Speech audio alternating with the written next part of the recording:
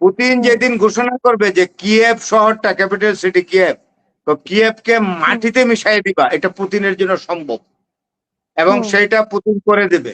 মাটিতে মিশাইয়া তারে ধরবে, এই যে জেলেনস্কিকে ধইরা মস্কোতে এনে তারে পেট্রাঘাত করবে এবং তাকে মস্কোর জেলে আটকে রাখবে।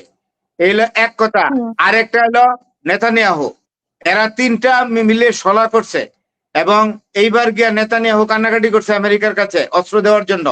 এখন ডোনাল্ড ট্রাম্প হাও করে না, নাও করে না, কারণ এখানে সেনেট এবং কংগ্রেস এরা আপত্তি আছে আর ফার্দার ইসরায়েলকে যেন অস্ত্র না দেওয়া হয়। তারপরে একটা বিল পাস করছে অনেক টাকার, সেখানে উল্লেখ করা আছে ইসরায়েলকে সহযোগিতা করবে। আর্থিক সহযোগিতা মানে কি? ইসরায়েল তো আর খাওয়া পড়ার জন্য তাদের অসুবিধা নাই, এই আর্থিক সহযোগিতা মানে এগুলো দিয়ে অস্ত্র কিনবে। সুতরাং বুঝতে পেরেছে, তো সে ফোর সিজন হোটেলে গেছে জর্জ টাউনে, এই খেতে গেছিল ডোনাল্ড নেতানিয়াহু, ওইখানে হোটেলের লবিতে গিয়া লোকজন প্রচন্ড ভাবে তারে আক্রমণ করে ফেলছে, বলতে গেলে সিরিয়াস ডেমনস্ট্রেশন, পুলিশ টুলিশ গিয়ে থামাইছে। এত নিকৃষ্ট একটা লোক।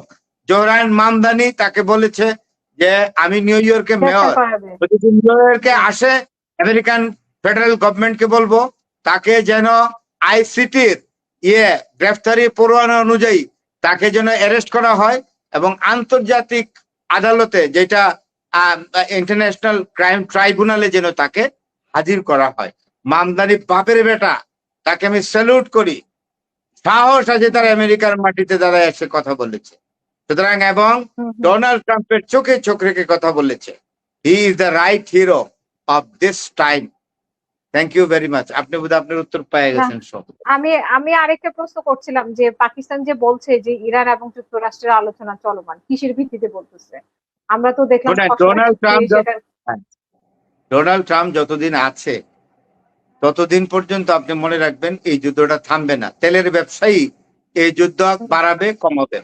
ডোনাল্ড ট্রাম্প একটা তেলের ব্যবসায়ী। ডোনাল্ড ট্রাম্পের ছেলে এবং তার মেয়ের জামাই জারেড কুশনার, এরা হলো ড্রোনের ব্যবসা করে। একটা বাজে পরিবারের লোকজন আমেরিকাকে এখন নিয়ন্ত্রণ করছে। তার সাথে আরো কতগুলো ব্যবসায়ী যোগ হয়েছে। আর এটা হলো কিউবার থেকে মাইগ্রেট করা একটা লোক, সে হলো পররাষ্ট্রমন্ত্রী, secretary of state Marco Rubio, Pete Hegseth, এগুলা সব সবগুলা যুদ্ধবাজ। বুঝছেন, আমেরিকা একটা বিপদের মধ্যে পড়ছে এখন আমি মনে করি।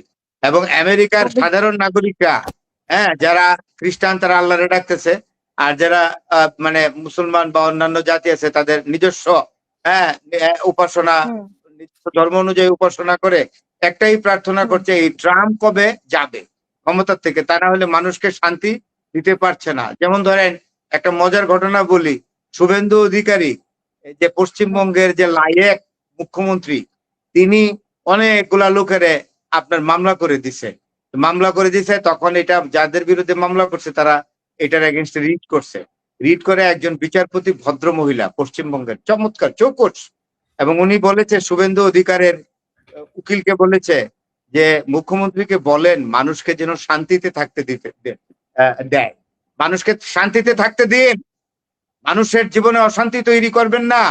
এই ডোনাল্ড ট্রাম্প, এই খাতারনাককে আমি বলি যে পৃথিবীর মানুষকে শান্তি দেন। বয়স হয়েছে তো, একদিন কিন্তু আল্লাহর দরবারে চলে যাবেন, তখন কি নিয়ে যাবেন? গডের দরবারে।